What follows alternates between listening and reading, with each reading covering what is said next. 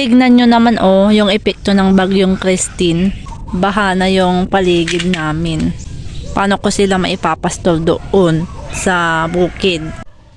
Kawawa naman yung mga alaga naming kambing. Hindi sila makalabas para kumain ng mga damo na fresh.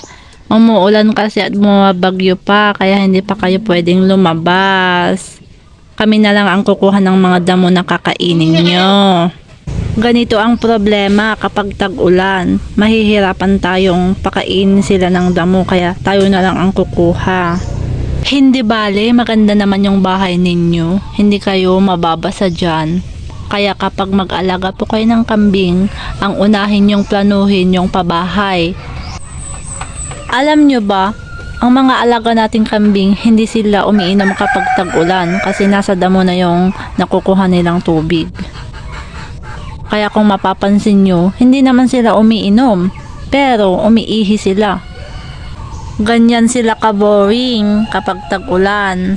Wala naman silang magagawa at wala naman akong magagawa.